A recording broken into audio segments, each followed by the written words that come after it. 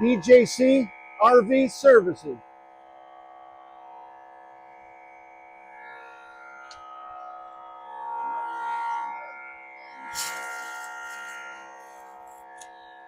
So this tank was empty. You guys opened it up and emptied it. Now look at all this we're getting out. Usually the first stuff that we get out is what I call pancake batter.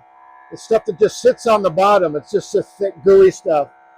It stays on there even when you do your black tank flush. That flush water just goes right over the top. So this blasts that all out of there too. That's what we're getting now, is this pancake batter.